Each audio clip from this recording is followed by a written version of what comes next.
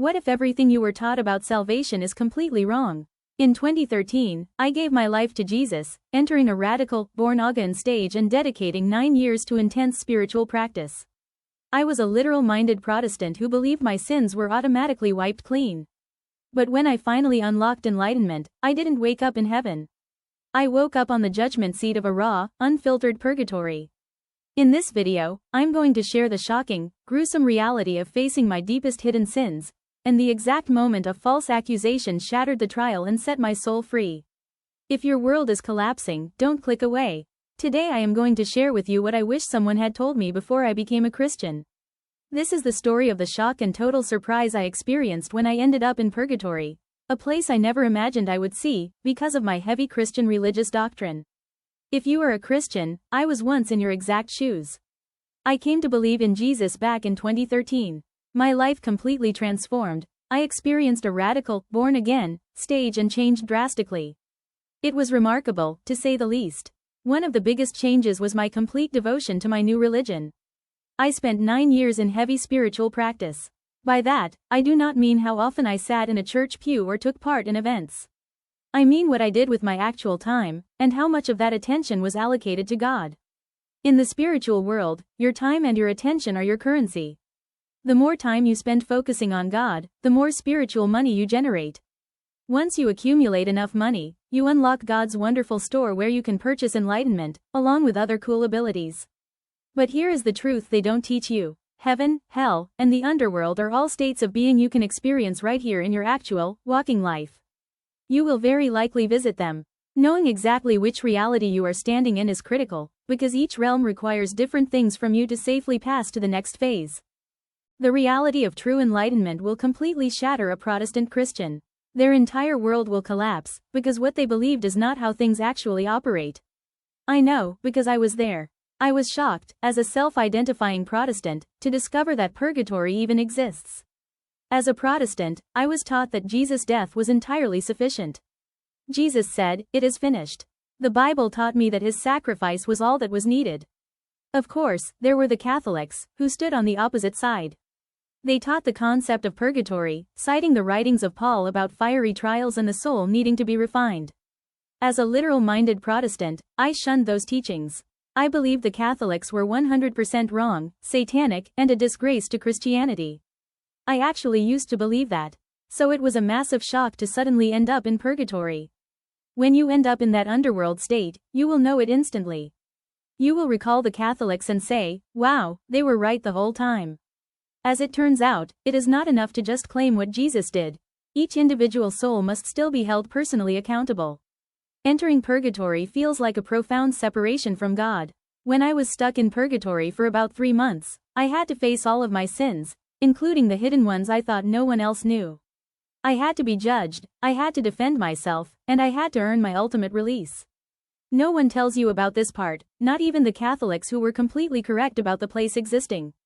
Purgatory is a state of being, not a physical location. When your soul reaches enlightenment, if you come from a Christian background, you will more than likely enter this realm.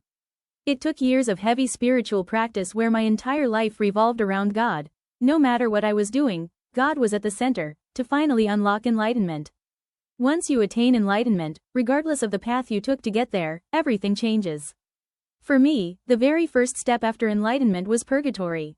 This is the exact crucible ancient texts like the Egyptian Book of the Dead talk about.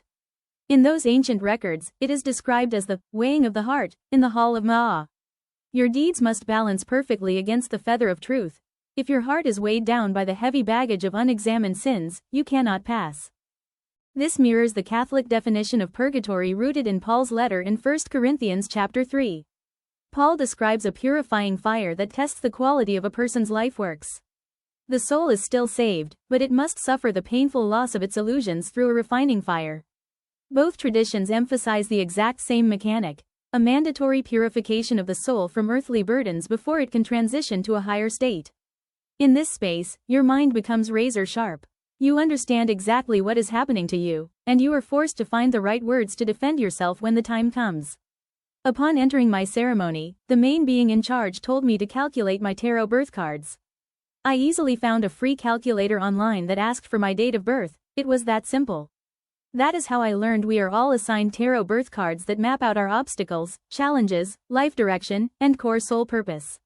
My 2 cards are the Devil and the Lovers. The angel leading the ceremony pointed directly at the Devil card and said, "That is you." It was the first time I had ever been faced with such a concept.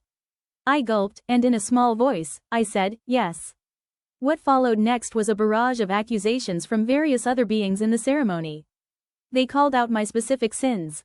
They brought up the fact that I used my sexuality in relationships. They stated that I was selfish when I dated a certain man, choosing my own feelings over his. They called out how inconsiderate I was to my mother when I was younger, causing her tremendous problems. Everything came out into the open. It felt like a firing squad. One being called out this sin, another shouted that transgression, and a third brought up another dark corner. I was completely engulfed in my own dirt. The stuff I never wanted to think about, the stuff I was absolutely sure had been automatically forgiven because I dedicated my life to Jesus. The pieces of my past that were less than flattering, the actions I was deeply ashamed of and regretted, were all dragged to the surface while I sat in the judgment hot seat.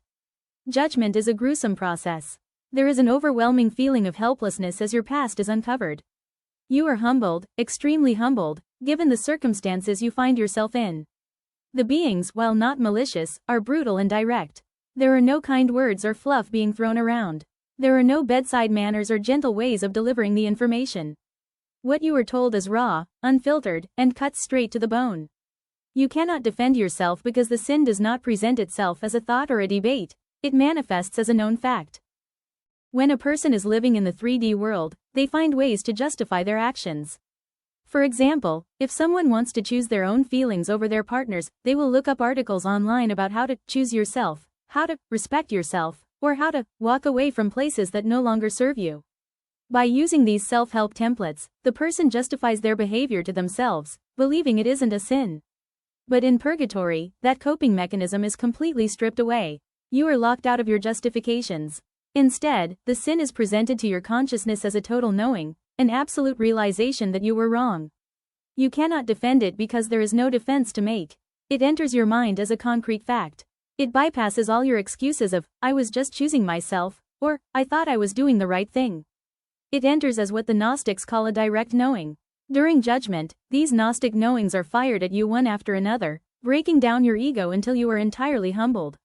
While you are navigating this purgatory phase, you will likely find yourself completely isolated from family and friends.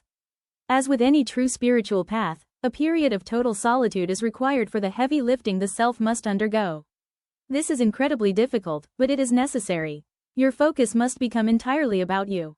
If you can give yourself this gift of uninterrupted time to face yourself, you will move through the crucible far quicker and easier.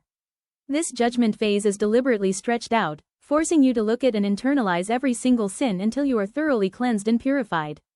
If you want to know more about how this specific stage functions, check out my other video where I break down the exact mechanics of sin purification. As you do the work and start cleansing yourself, a strange turning point occurs. A moment will come when a being calls out a sin that does not belong to you. Unlike before, where every single accusation rang with absolute truth in your soul, this time will feel completely different. A sin will be announced, and you will find yourself speaking up with an unexpected, confident voice. That one is not mine. I never partook in this. To give you a real example, for me, this accusation was pedophilia. At one point in the ceremony, the beings looked at me and said, "You are a pedophile." In that exact moment, I cried out with a powerful, confident voice and said, "That is not me." There is no condemnation for those who believe in Jesus. The moment those words left my mouth, the entire judgment process instantly shattered. The weighing of the heart was complete. My soul had proven it could take responsibility for its real dirt, but could successfully reject false shame. The trial ended, and I was finally allowed to move to the next step. When that false accusation broke the ceremony, my judgment phase ended, but your understanding of this process is just beginning. Purgatory is not a physical chamber waiting for you after death. It is a psychological and energetic crucible that triggers right here in this walking life the moment your soul begins to awaken. If you are a Christian, or a seeker on any path navigating a sudden, crushing collapse of your belief systems, you are likely sitting in that exact judgment seat right now.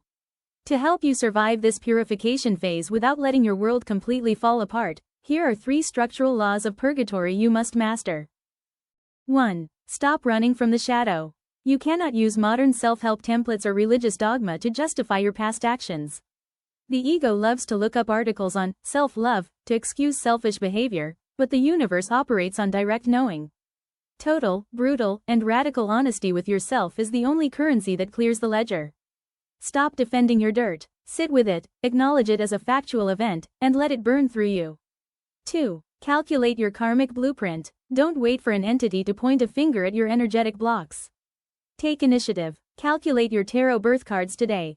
If you carry heavy, earthly archetypes like the devil, alongside your higher ideals like the lovers, accept that your path requires you to confront your lower nature, your sexuality, and your attachments head-on.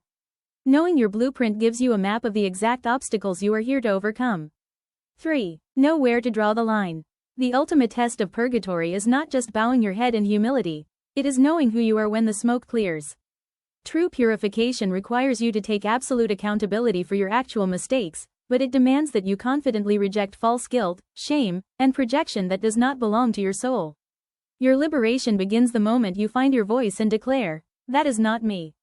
If you are currently trapped in this heavy, fiery refinement process and need to understand exactly how to handle the emotional and physical weight of sin purification, click on the video on your screen right now where I break down the step-by-step mechanics of how the cleansing phase works. Share your tarot birth cards in the comment section below, and let's decode your blueprint together.